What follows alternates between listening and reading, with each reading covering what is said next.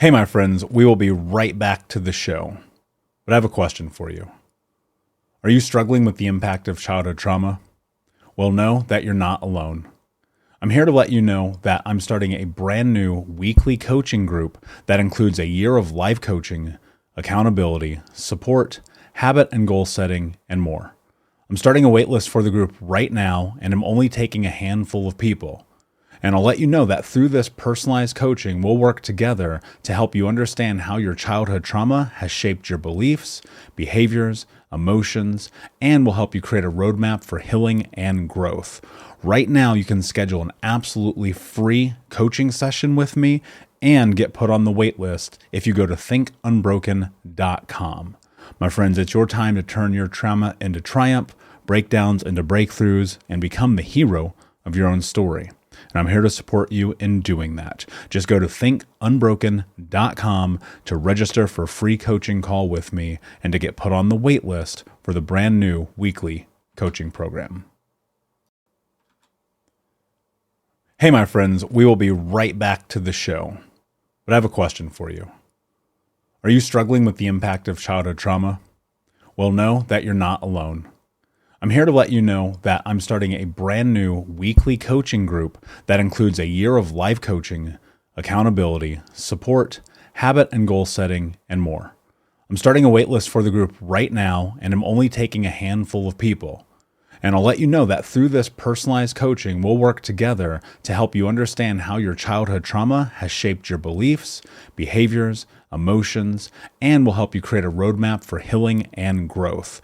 Right now, you can schedule an absolutely free coaching session with me and get put on the wait list if you go to thinkunbroken.com. My friends, it's your time to turn your trauma into triumph, breakdowns into breakthroughs, and become the hero of your own story. And I'm here to support you in doing that. Just go to thinkunbroken.com to register for a free coaching call with me and to get put on the wait list for the brand new weekly coaching program. We'll be right back to the show. But before we do, I want to tell you about today's sponsor, factormills.com, where if you go to factormills.com/unbroken50 and use the code unbroken50, you can get 50% off your first order. That's factormills.com/unbroken50. If you're like me and you are a person who is busy trying to create a life, heal, work on their health, wealth, and relationships, and not to mention deal with the day-to-days of normal life, you do not have time to be going to the grocery store and trying to figure out what you're going to cook every single day of the week. In fact, one time I did the math and I realized I was spending over 15 hours a week at the grocery store and cooking. When I added Factor, I got to use that time for myself, for my family, for my friends, for my community, and for my business. And so if you're in the place where you need some more support in the kitchen, head to factormills.com/unbroken50 and use the code unbroken50 to get 50% off. New year, new credit scores. Chime makes it easier to build credit using your own money and on-time payments with the secured Chime Credit Builder Visa Credit Card. Use it everywhere Visa credit cards are accepted. To apply, just open a Chime checking account with a qualifying direct deposit. There's no annual fee or credit check required when applying. Get started at chime.com/build. That's chime.com/build. The Chime Credit Builder Visa Credit Card is issued by the Bancorp Bank N.A. or Stride Bank N.A. Members FDIC. Late payment may negatively impact your credit score. Results may vary. Hey, my friends, we will be right back to the show. But I have a question for you. Are you struggling with the impact of childhood trauma? Well, know that you're not alone. I'm here to let you know that I'm starting a brand new weekly coaching group that includes a year of life coaching, accountability, support, habit and goal setting, and more. I'm starting a waitlist for the group right now, and I'm only taking a handful of people. And I'll let you know that through this personalized coaching, we'll work together to help you understand how your childhood trauma has shaped your beliefs, behaviors, emotions, and will help you create a roadmap for healing and growth. Right now, you can schedule an absolutely free coaching session with me and get put on the wait list if you go to thinkunbroken.com. My friends, it's your time to turn your trauma into triumph, breakdowns into breakthroughs, and become the hero of your own story. And I'm here to support you in doing that. Just go to thinkunbroken.com to register for a free coaching call with me and to get put on the wait list for the brand new weekly coaching program. You're listening to the Think Unbroken podcast, and I'm your host, Michael Unbroken. I'm an author, speaker, coach, and advocate for adult survivors of childhood trauma and abuse. In this podcast, you will learn how to transform your trauma into triumph, turn breakdowns into breakthroughs, and go from victim to being the hero of your own story. You can learn more at thinkunbrokenpodcast.com, and of course, check us out on Apple Podcasts and Spotify at Think Unbroken Podcast.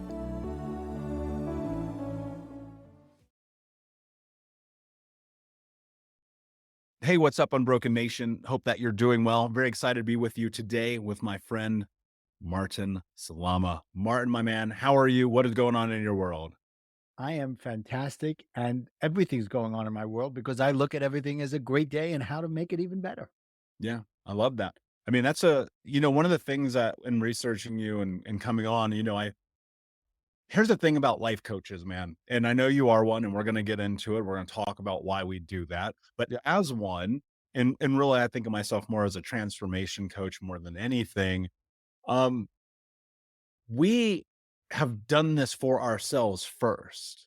And I think that's one of the things people really don't understand when they go and they look at people who are in the coaching space or the teaching space. And it's like, yo, I had to do this. And that's very much your story. And so as we dive in today, I would love if you give us a little background about how you got to where you are today. Yeah, absolutely. But, the best coaches coach in the areas that they understand. You can't coach somebody if you don't understand the steps that they've taken. Doesn't mean you've gone into exactly the same footsteps, but you've had similar journeys and they're coming to you because you get them. Hmm. And how do you get them is because you lived what they lived through in a different way, but similar. Yeah. Yeah. It's always different. And I like, to me, I'm like, if you want to be a bodybuilder, like I've never been a bodybuilder. I can't help you with that, but I can help you with the mindset about it. I can help you overcome the procrastination and at the struggle in it. And I think that's been a big part of your journey too. Yeah. How did you get here? How did I get to where I am today? Yeah. Yeah. So I think I have to start from when I was a kid, from when I was 10 years old, because I look at my life now that they were defining moments. Okay. And you don't realize them when they're in the moment. Most of the times you're like, oh my God, that was a time when my life changed. And I made decisions based on what happened. And for me, it started at 10 years old and 10, which is almost 50 years ago. I was walking home from school with one of my sisters, one of my four older sisters, and there was a school bus stopped in front of our house, only to find out that the bus had stopped and the bus driver was standing in front of on the sidewalk. Because then the next thing I saw was my mother running out, carrying my 5-year-old brother Michael in her arms, jumped in the car and drove away. The bus driver, when my brother Michael got off the bus, he's 5. He dropped something in front of the bus. The bus driver looked, didn't see him, and drove. And 4 days later, my brother passed away from those injuries. And the reason I say that was a defining moment, it was the most tragic day of my life. And hopefully I'll never have anything tragedy come close to that. But it was even more tragic for my parents losing a child. And they were distraught. We were all distraught. But as a 10-year-old, I told myself, it's now my job to carry on the legacy on my own. I was looking at me and my brother, we were going to set the world on fire together. Now that was gone. And I said, I have to make sure that my parents never feel anything like that again. And I decided at that moment that it's my job to make them happy. And I can look back now and say, that's when I became a people pleaser. And that set me on a goal for on a journey for the next 40 years of always trying to make everybody happy. And you know what comes with those things of being a people pleaser? For me, I had a short temper. I was a control freak. I took everything personally. And at the end of the day, really what it was all about was because I wanted the attention for the pleasing that I was doing. Martin, you're doing such an unbelievable job. Thank you, thank you, thank you, thank you. All the validation, the recognition that comes with that. And I wanted my parents, specifically my father's, recognition for that. And it took until a few years before he passed that I got that recognition, about 10 years before he passed. But it was still, hard to always do that. And then in 2008, the world fell apart. And at that time, I was working on a project for 5 years to build a multi-million-dollar health club and tennis center in New Jersey. And that came about because in 2003, I'd closed the business and my wife said, you know, you're looking for something to do. I can't find any time to play tennis. I just started playing tennis. Let's open tennis courts. The people pleaser in me said, okay, I want to make my wife happy. And we went on a 5-year journey to do that. Three plus million dollars later, we get all the approvals. And it's a long story of how we got there. Got all the city approvals, go to the banks. I'm like, okay, we're ready to borrow now. You said when we're ready, you're going to be there. That was in 2006, 2007. They weren't lending anymore. I was like, what? What are you talking about? A month later, Bernie Madoff, subprime loans, the world turns upside down. And so do I. I stopped paying my mortgage. I stopped paying my car payments. About 2 months later, my son calls me. He says, Dad, look out the window. They're towing away your car. I was being repossessed. I never had that before in my life. And, eventually they took the house because they foreclosed on it. But in New Jersey, it was so backed up, it took a few years for it to happen. But they took it. And that was a kick in the pants like you cannot believe. And just when I thought I was getting over it, I decided, okay, I'm going to do something else in my life. I'm going to become a life coach because I was always helping people. I was always in that people pleasing mode. So I was always involved in community events, but I was a leader too. And I was like, guys, just give me a little time. I'll show you what you can do. And about 2 months before coaching started, it was my 24th wedding anniversary. My wife said, I'm done. I want a divorce. I'm like, oh my God, how much more can happen to me? Because that's how I was looking at everything, that the world was against me. And I was like, okay, I'm going to go to life coaching anyway. And I think God was sending me a message saying, Martin, you got to get your stuff together. Here's your opportunity. And they gave me a couple of books to read before. They said, read 1 or 2 of these books. One of them was The 4 Agreements by Don Miguel Ruiz, which is a life changer for me. When I read Don't Take Anything Personally, I was like, wait a minute. I don't have to have the world on my shoulders. I don't have to please everybody. Wow. What a concept. And then I went in and I said, okay. And they said to me that first weekend, you don't have to stay with who you think you are. You can change those things that are not working. And that got me going. Man, a lot of thoughts here. And the first thing that comes to mind is, losing somebody at such a young age. It's almost, I would have to assume, especially if it's a sibling, it's almost impossible to not want to have that hurt be experienced in your family again. And, I had this weird experience as a kid with going through all the violence that I went through and all the pain and hurt and trauma, where it's like, I desperately wanted people to like me. Right. And I realized that the more I tried to get people to like me, the more they didn't, which was really interesting. And it's fascinating juxtaposition because on this one hand, you're like, okay, I feel no valid experience of any kind except when people are giving me admiration, but they never give me admiration because they're always like, dude, get away from me. You're very annoying. And I'll be honest, like being annoying has been a trait that has served me well in business. But in life and how I understood it, it didn't really. Right. And I think so much of the way that I look at the world is scoped through those childhood experiences because they always lead us to where we are. Mhm. And Yeah. look, man, your life can suck a lot, but it can also be really beautiful. And I've had both sides of the spectrum. And I think probably the thing that I've realized more than anything is like life is in percentages, right? And I'd say 5% of life is really awful and 5% of life is really great. And the other 90% is just kind of in the middle. Yeah. I'm not saying it's bad or great or I'm just saying it's just kind of life. And I think that reading that book, I read the 4 Agreements as well. It didn't hit me as hard, right? Because we all have our different thing. Yeah. But what hit me when I did read it was the same thing. I was like, yo, dude, it ain't all about you. Selfish. Right. You doing things for other people isn't about you. It is kind of, right? I mean, Yeah. anyone who's like Mother Teresa was a saint, I'm like, okay, cool. But she probably had a giant ego. You know what I mean? Like, how could you not? And so I'm Right, like, of course. when the world is impacting you, you have to be and this is my opinion, you have to be willing to look at it and go, where's the opportunity? And so I want to go back. You said something that actually hit hard for me. I got my car repossessed as well when I guess I was 23, might have been 24, making 150 G's a year, right? And just somebody, they're like, dude, you're not paying your bills. For me, it was probably not the same experience as you. For me, it was just, I wasn't responsible. I didn't understand money. I was partying my face off. I was in massive debt. And I was like, oh, I saw my mom's car get repoed. I guess it's just normal. When you're in that moment, you're going through that because so many people are always in this place where they're like, man, I'm facing all these setbacks and God hates me and the universe wants me to not even be here and blah, blah, blah.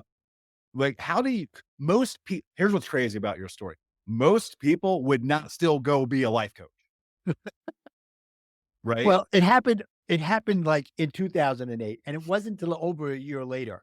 I'd gone through some therapy and I'd gone through some coaching, you know, and I was able to come through those things and say, okay, I got to put my life back together again. All right. And I realized that what I loved to do best was help people. Maybe it was the people pleasing part of me. It was the community thing. I was the founder of the first synagogue of Eatontown, New Jersey. That at the time I'd wake the guys up on Saturday morning. We need 10 guys to make the services work.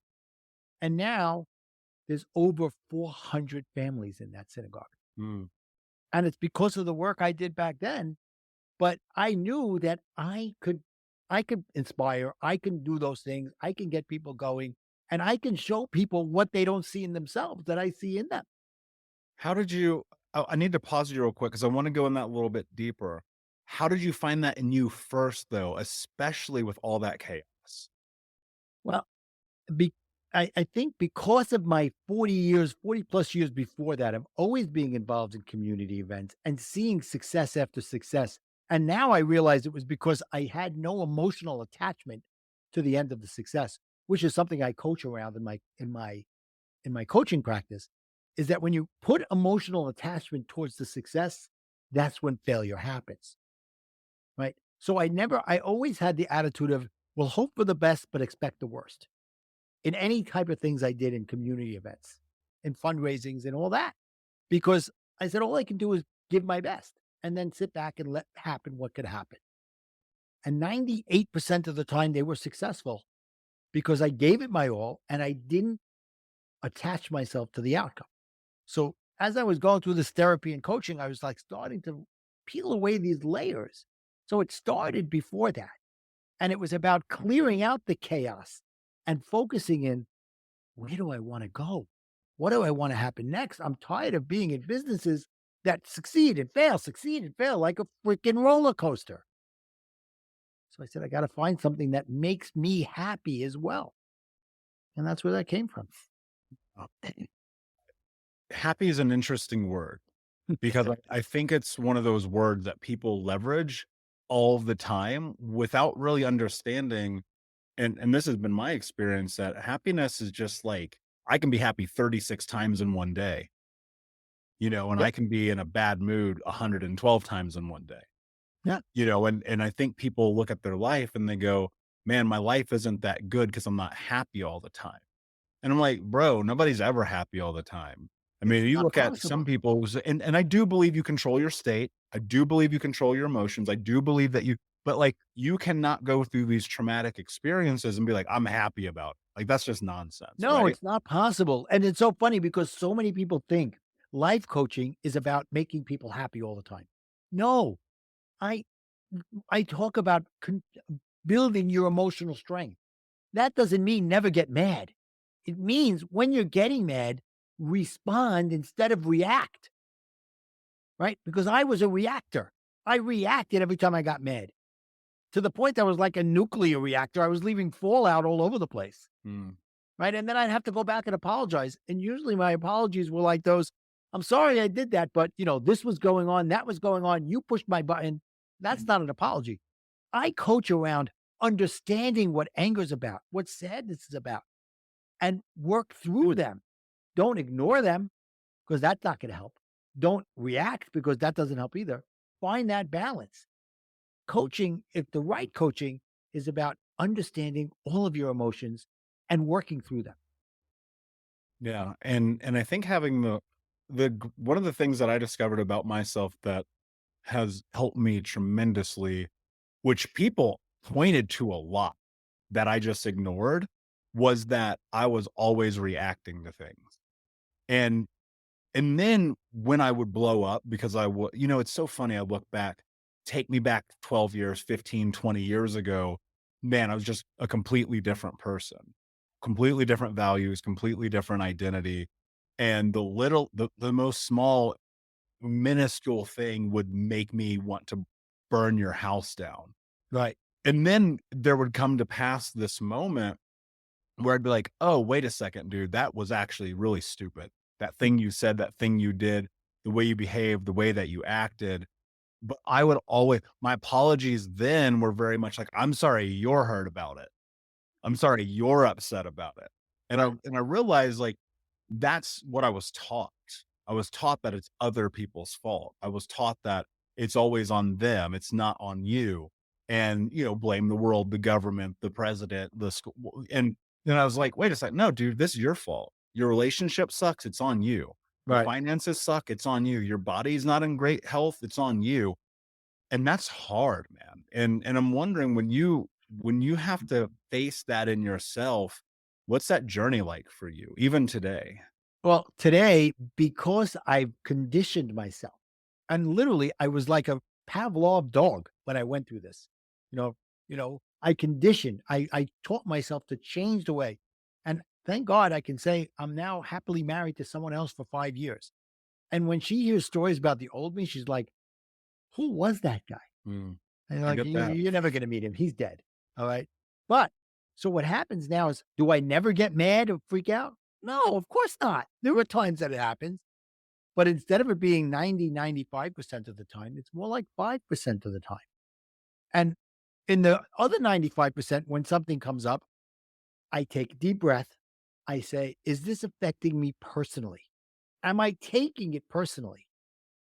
Or is it something going on with them that they're projecting onto me? And, it's unbelievable how I used to react. And now people look at me like, okay, what's your answer? I go, well, I got to think it through. They want a snap answer. And that because they want you, I recently had something where a guy came to me and they were arguing with me. And I just kept calm. Eventually, he came down to my level and spoke calmly because I didn't jump up to his level of getting elevated in the conversation. And I looked back and I was like, wow, that's crazy. I got to do that more. It's funny to me how I you know, it's easy to be explosive, right? And people really justify it. I put this rule in my life, probably 6 years ago. Mm, Yeah, it's probably about 6 years ago. And I put this rule in my life and I said, "No one's ever allowed to yell at me under any circumstances." And wow. in reciprocation, I do not yell at people. Like, it's hard, fast, it's a no. The Yeah. first time I'll be like, "Yo, we gotta talk about this. Not okay." The second time I'm like out. Because I Right. realize, like, we communicate in the same styles that we're taught, that we are exposed to as children, that we grow up in. I mean, even our teachers yell at us. And I Yeah. know I come from this age in which the teachers could still hit you.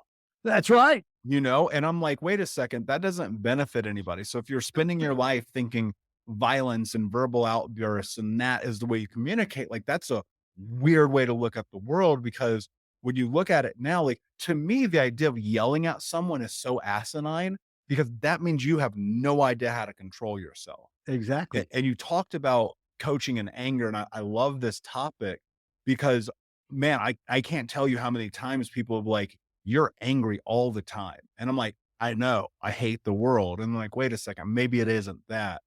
I heard this quote. God, I wish I could remember who said this because it was one of the most beautiful things I've probably ever heard in my life. They said, "You have no idea how much violence I had to experience to find this much peace." And I remember sitting and think like it dude, it just hit me so hard Yeah, I get it. When you're coaching and you're guiding people through anger, like what is the thing that they don't understand? Well, one of the things is they don't understand is what you think of me is none of my business, right? It's like, I don't care what other people are thinking. Don't tell me what you're thinking of me because that means you're trying to get a reaction out of me. And most of the time people will react to it.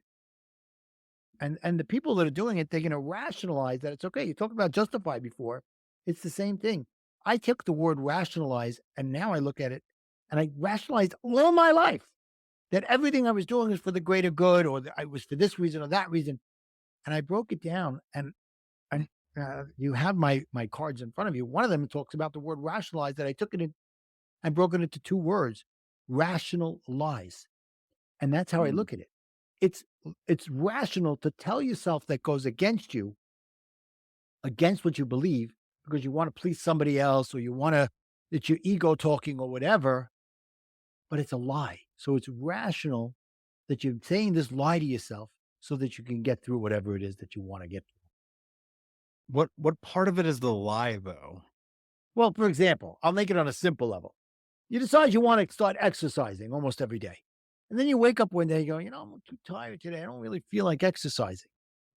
So are you giving up on yourself and saying, oh, I'm going to let myself do that? Or are you saying, really, I do need to get up. And I know if I'm 10 minutes into it, I'll start enjoying the exercise. So are you telling yourself a rational lie on a simple level of saying, I don't want to exercise today? Just admit it. Say, I don't want to exercise. Don't say, I'm too tired. Yeah. Literally just today, I posted, stop lying to yourself. There you go. Because there's always something, and it's like, and someone commented, they were like, why should I do that? And I said, do you want to be successful and love yourself? Because if you're lying to yourself, you're not, I don't know how you get there. Because I was a great liar, and a lot of that I literally learned how to be a liar from my mother. Like I just watched her lie her way out of everything or into everything. Like she was so manipulative and conniving. Like those are literally the words I'm using because that's what I bore witness to. And so I became this masterful liar. It's unbelievable how good I became at it. The worst part about being great at lying, though, is you have to lie to yourself first. That's right. And when I understood what was happening, like when I was destroying my life, burning it down around me, I was like, let me look at the values I have. Like, who am I really? Mhm. And I realized I had to actually make a decision to choose honesty as my core value, my number one core value. Wow. And That's huge. dude, it was to this day, it's uncomfortable. Yeah, but and you know what? When I was a kid, I was a master liar as well. But you know what? Most people, they tell so many lies that they forget the different lies that they tell. And they end up getting caught up in the lie. But a master liar knows how to tell the exact same lie to everybody so that they can never get caught if they're really good at it. And that was me. I would tell the lie and I would tell everybody the exact same lie. So, and I believed it myself after a while because this way, if somebody caught me, they were like, but you said this. No, no, I said the same thing every time. I was very good at that. Here's what's interesting about that, because I here's the juxtaposition. There's always a dichotomy in life, always. Yeah. I believe to some extent you do have to lie to yourself to become who you're capable of being, because you have to have the arrogance of belief. Wow, that's interesting. Here's what I mean by that. I'll go into this because I think it matters, because it's this weird it's know thyself. I think you have to be massively cognizant of who you are, right? Mhm. I think Yep. that's the only way this works, and that starts with honesty. I think you have to maybe convince is a better word than lie, but you have to plant a seed in your own head that you're capable of doing something that feels impossible and Right. believing in yourself beyond any shadow of a doubt that you can do it. All right, I get what you're saying, but I don't know if the word lie is the right one. Yeah, and maybe The it's right not word. the right word, but to me it's like you have to trick yourself into believing Trick you can do yourself. it. Trick yourself. That's what it is. It's like, you know, like hypnotize yourself to do it. Trick yourself. Say, I can't do this. Every time you say I can't, you're telling the truth. to yourself. And every time you say I can, you're telling the truth to yourself. That was one of the things I go over. How often I used to say I can't. And when I'm talking with clients, I tell them, the more you say I can't, the more you'll get nowhere in life because you're convincing yourself that the world is crap and I can't do anything about it and I can't do anything about myself. Yeah. Just change it to how can I and figure it out. Oh, I can't afford that car. Okay. How can I afford it? What can I do? And what am I willing to get out of my own comfort zone to get what I want? Yeah. That's the difference. Pushing yourself out of your comfort zone. Yeah.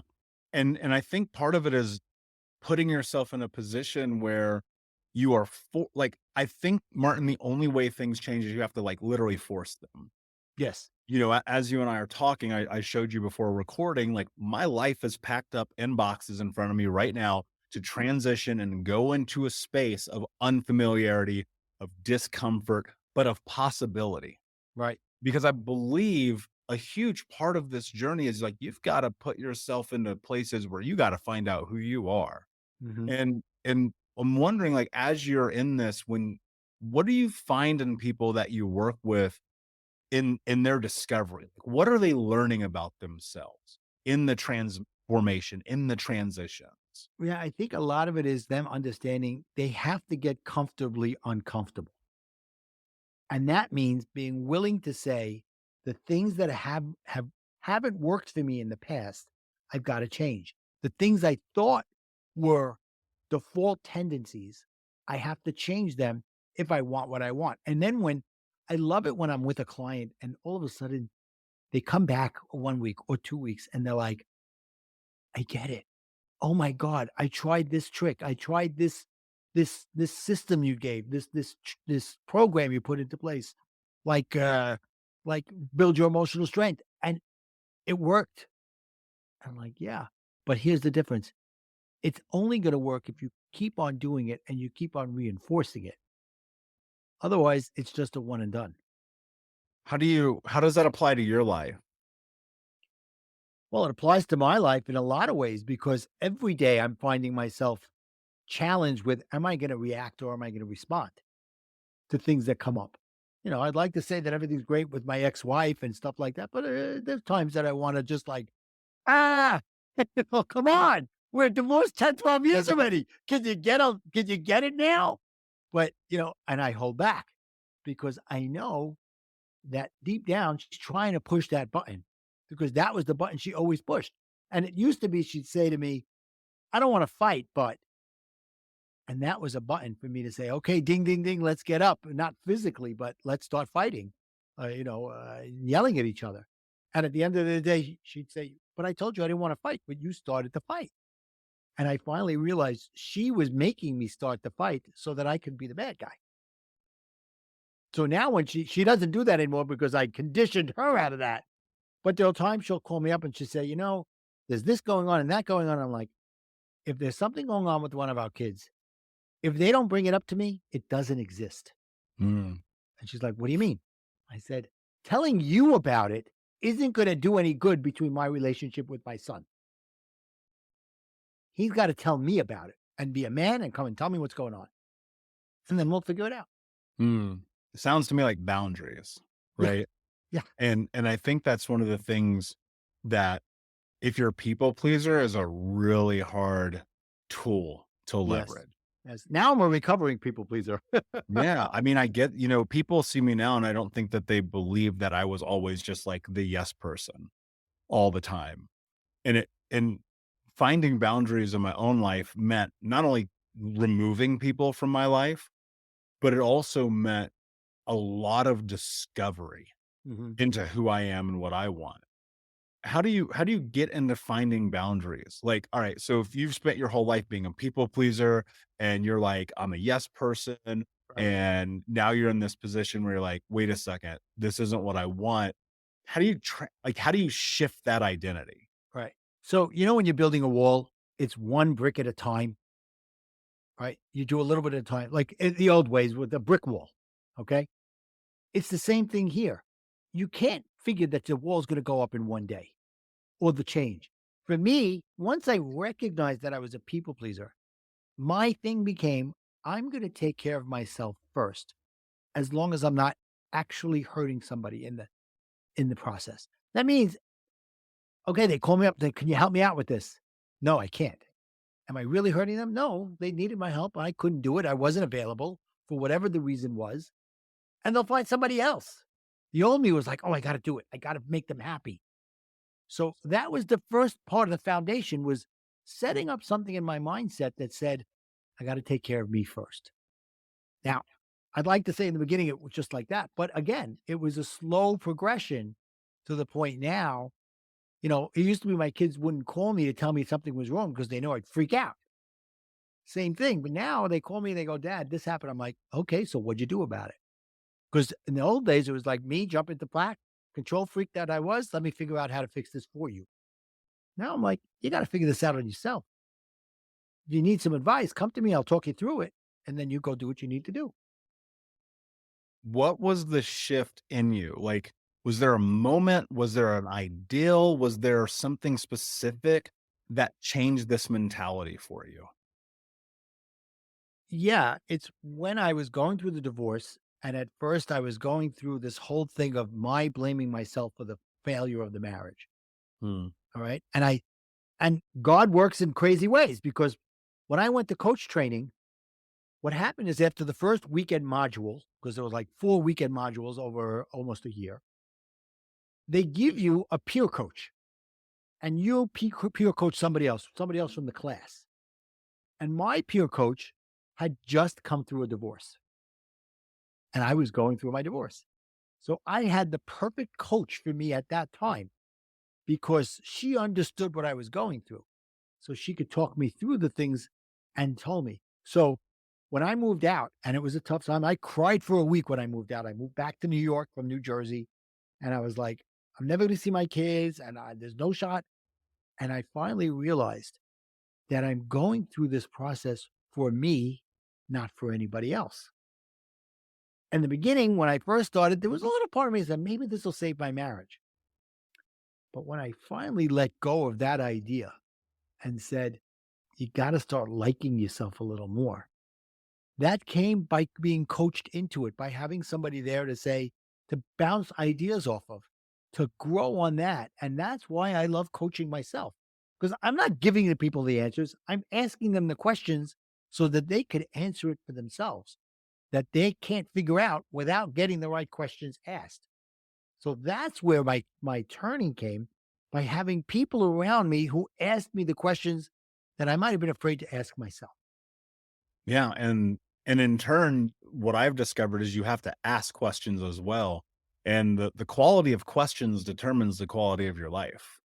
That's Like, right. I see that more and more every single day, and, it's easy to beat yourself up and look at relationships that fail, business that fail, getting repossessions or losing a house and go, "I'm a loser, I suck, blah, blah, blah." Like, that's easy. The hard part is the compassion. The Yeah. hard part is the grace. Something that I've learned, for lack of a better way to phrase it, through a trial by fire, right? Yeah. It's like, "You want compassion? Okay, crawl through this glass so you can get there." Right. And that's kind of been what it is, and I've realized that the more compassion and grace that I have for myself, the easier it is to be successful. And I'm not talking about monetarily, and I'm not talking about, like, cash in the bank, I'm just talking about in the day to day, man. It's like, Yeah. if I drop the glass on the ground, I don't destroy the world. Right. Something happened last week in my house. We redid the kitchen. I'm very fortunate that I got married again. I've been married for almost 5 years. And you talked about values. When I started dating, I finally understood what values were. My values started with family, communication, honesty, authenticity. Those are my values. Right. So that's what I looked for. But so last week we built this kitchen. We built it in the middle of COVID, and something happened, and the the countertop cracked just a little bit. My wife came in. Oh my God, I can't believe what happened. I never should have changed the whole kitchen. I can't. I'm like, relax. Did somebody die? But the old me would have been, get that freaking contractor on the phone right now. It opens. It's a little crack in the countertop. It's, what do they call it? quartz or I can't remember the words right now, but you know what I mean. It's a nice stone countertop. Yeah, I mean, talk about a great parable for life. It's like, are you really freaking out about the crack? Exactly. Exactly. We have our health. We have a wonderful marriage. You have wonderful kids. I have wonderful kids. So freaking what? The guys to count the cracks. Yeah. I mean, that's like really a strong parable for life. It's like that cannot be the thing you're upset about. She came back down later and she said, I'm really sad about it. I said, okay, get yourself over it when you're ready, and then we'll figure out what to do. Don't Yeah. worry. I mean, and look, and there's a solution. You pick up the phone, you call the contractor. Hey, Bob, dude, we just got this in. We paid you $5 million, whatever, right? You're like, dude, you Exactly. got to come do your job, Yeah. fix this thing. Yeah. And it's like, that's everything in life. Like, there's always a solution. There's nothing you can't get yourself out of. There's no problem you can't solve. There's no thing. I've been in some really crazy scenarios in my life, Mhm. like literal life and death stuff. And I look at it and I go, man, somehow we survived it. Yeah. And Yeah. it's like some people, but here's the thing, Martin, this is what I want to get to. Some people will carry that crack forever. They do. They They'll carry do. it forever. In They 37 resent it years, forever. the grandkids will be walking through the kitchen. Oh, I can't believe the crack. And you're like, but why? Doesn't matter. Like, it actually doesn't matter. Who And we're cares? so concerned with being worried all the time. Right. And you see this a lot. One of the things I love about these cards that you sent me, which are incredible, Thank you. we'll talk about them right now because I want to get into it. I mean, they're called warrior to warrior, like WRRIER. Say that 5 times fast. And it's like so many people get Warriors, caught up. the Exactly. warrior. So many people get caught up in worry. And it's like, here's my, I want your perspective and the way you look at it. I'm curious if we see it in the same scope.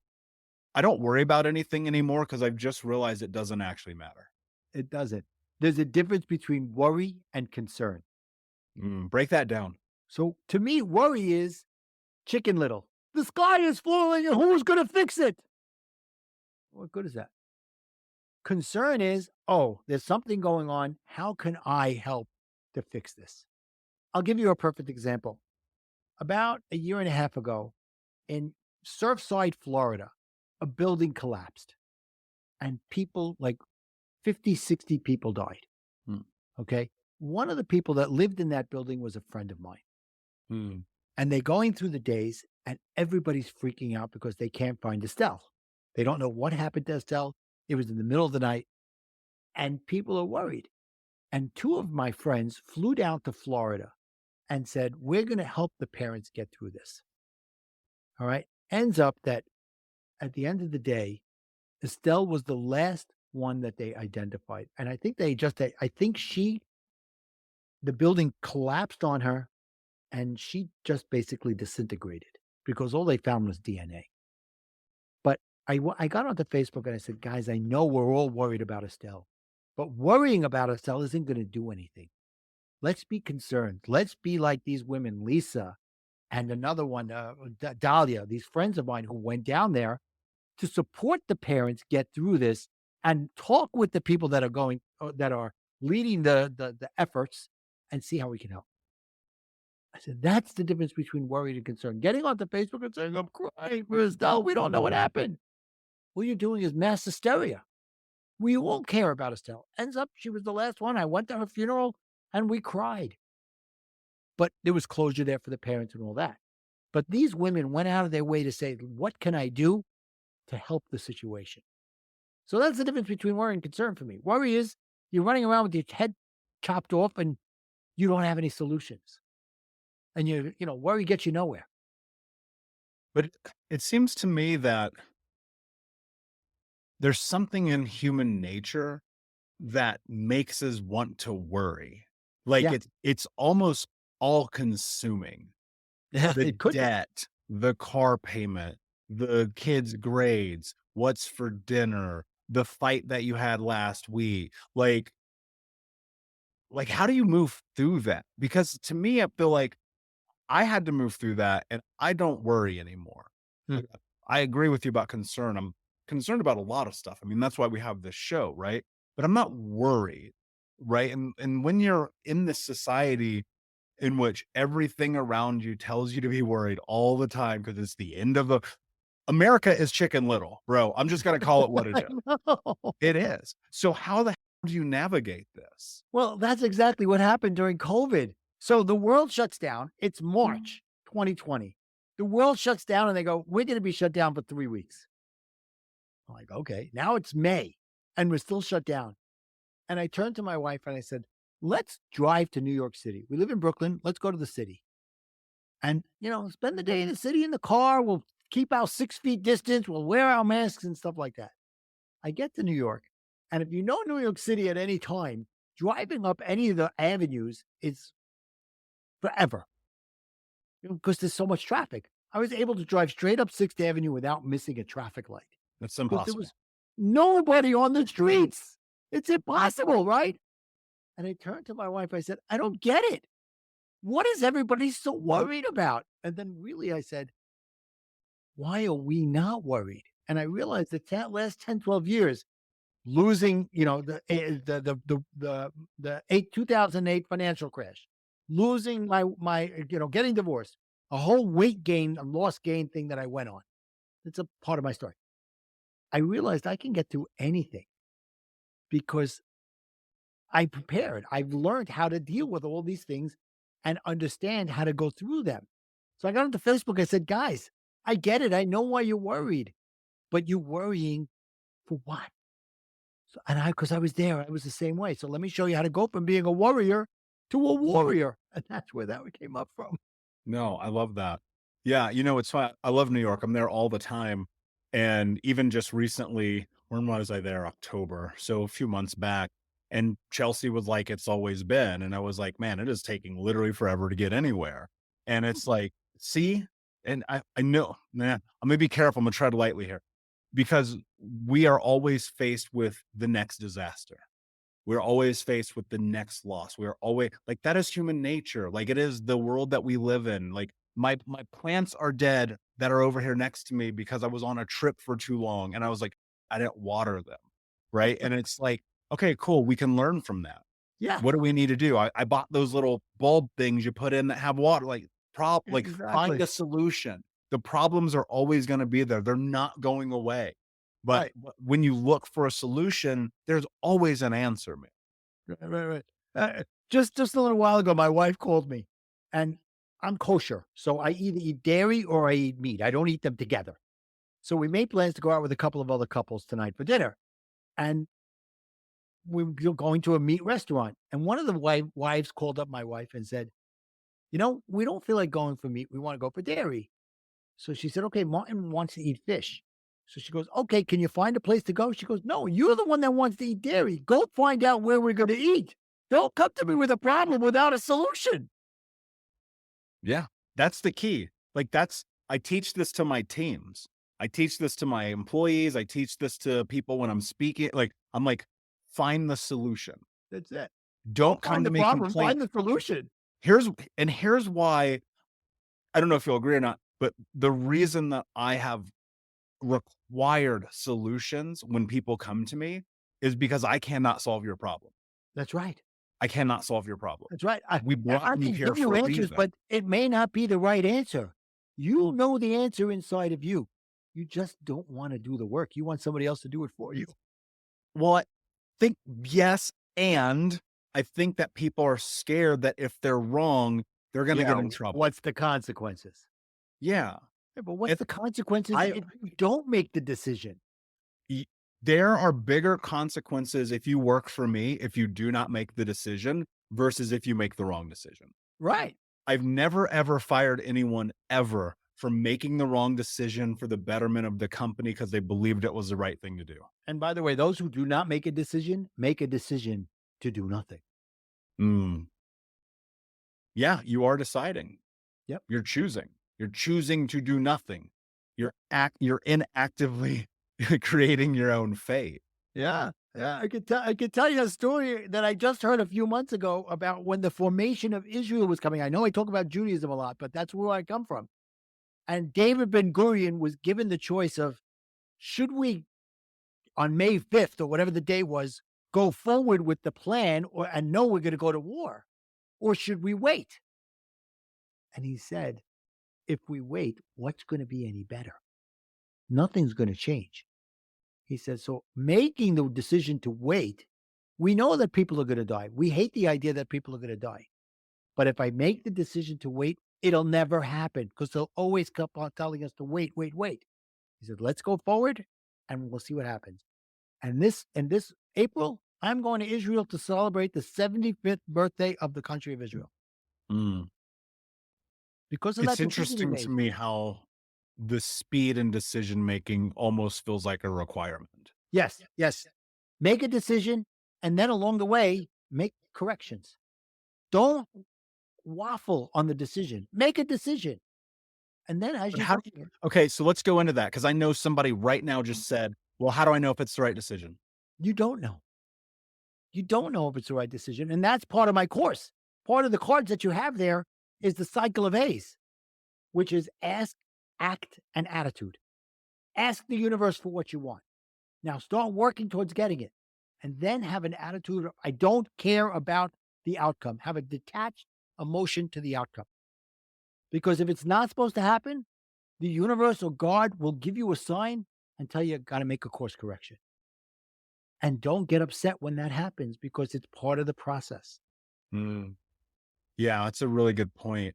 And here's what's interesting too is you only know if you're ever right in retrospect.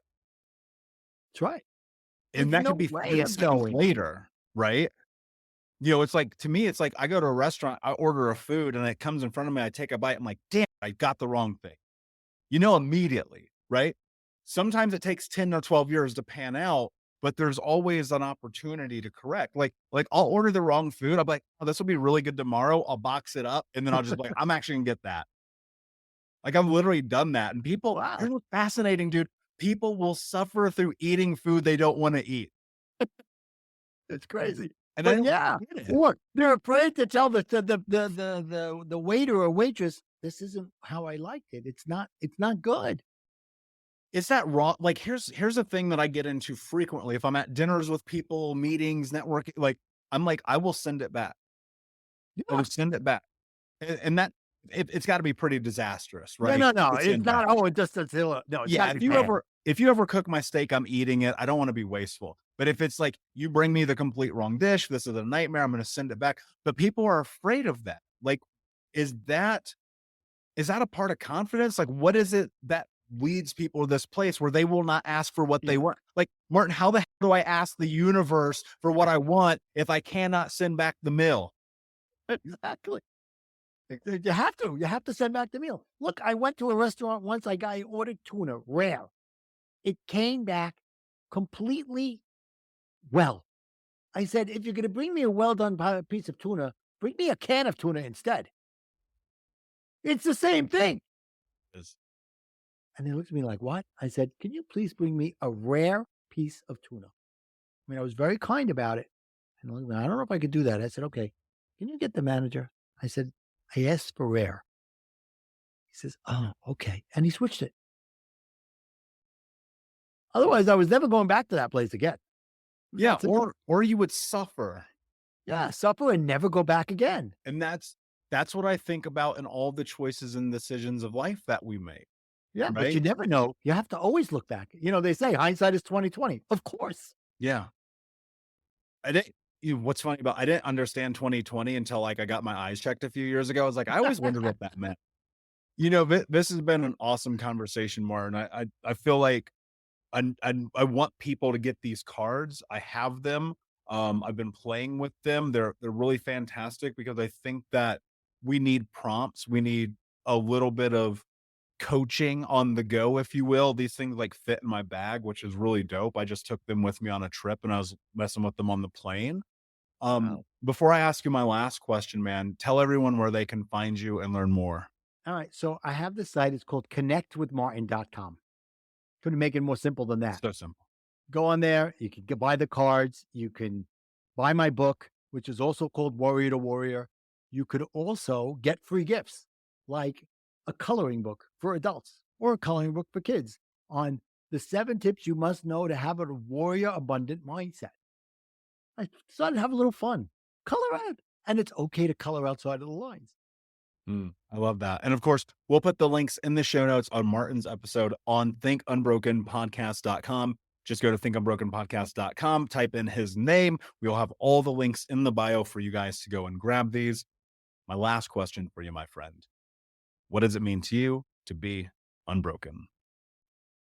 That's such a good question. And for me, it comes from the fact that I live my life with this one word, life, L-I-F-E.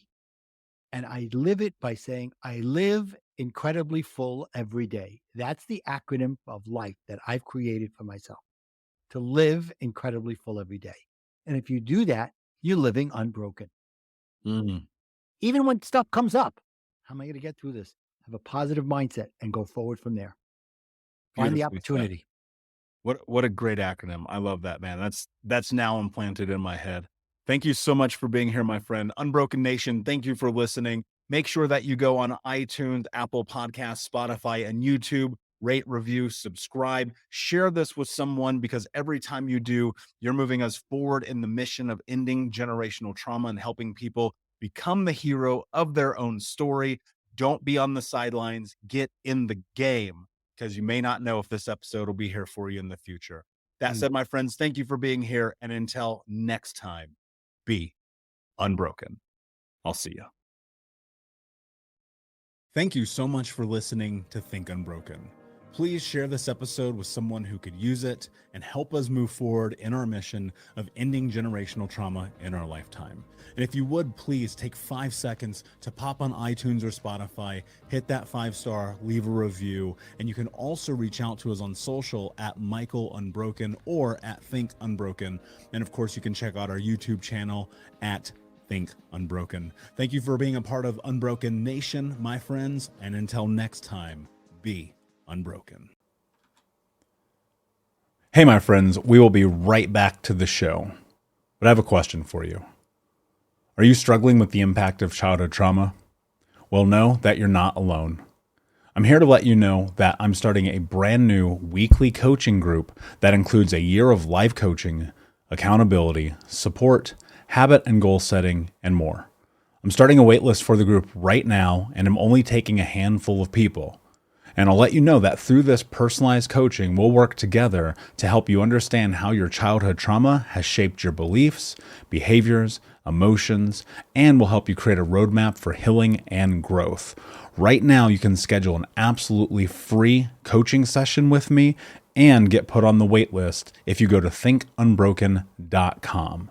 My friends, it's your time to turn your trauma into triumph, breakdowns into breakthroughs, and become the hero of your own story.